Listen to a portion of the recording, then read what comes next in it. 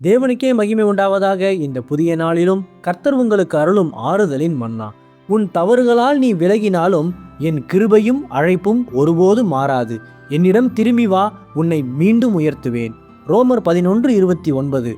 தேவனுடைய கிருபை வரங்களும் அவர்களை அழைத்த அழைப்பும் மாறாதவைகளே. கிறிஸ்துவுக்கு பிரியமானவர்களே, இன்றைய வேகமான நவீன உலகில் நாம் சிறு தவறு செய்தாலும் கூட வேலை பறி போகிறது, உறவுகள் எளிதில் முறிந்து போகிறது. நான் அநேக தவறுகளை செய்துவிட்டேனே, தேவன் என்னை கைவிட்டு விட்டாரோ என்று குற்ற உணர்ச்சியோடு இன்று தவிக்கிறீர்களா? கவலைப்படாதீர்கள். மனிதர்களின் அன்பு மாறலாம், ஆனால் தேவனுடைய கிருபை வரங்களும் அழைப்பும் மாறாதவைகளே என்று வேதம் தெளிவாக உரைக்கிறது. போட்டி நிறைந்த இந்த நவீன வாழ்க்கை முறையில் ஏற்படும் பொருளாதார வீழ்ச்சி, மன அழுத்தம், வேலையின்மை அல்லது குடும்ப பிரிவினைகள் உங்களை முடக்கலாம். ஆனால் உங்கள் வீழ்ச்சிகள் தேவன் உங்களை குறித்து வைத்திருக்கும் மாபெரும் திட்டத்தை ஒருபோது மாற்ற முடியாது. பேதுரு மறுதலித்த போதும் இயேசு அவனை நிராகரிக்கவில்லை. மனம் திரும்பி வந்தபோது மீண்டும் ஊழியத்தில் உயர்த்தி நிலைநிறுத்தினார் அல்லவா?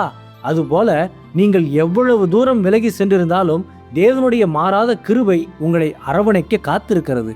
சோர்ந்து போகாமல் கர்த்தரிடம் திரும்புங்கள்.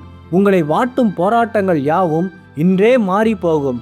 தேவன் உங்களை ஆசீர்வதித்து மீண்டும் வல்லமையாக பயன்படுத்துவார். இந்த விசுவாசத்தோடு செயல்பட தொடங்குங்கள். ஆமேன். ஜெபிப்போம்.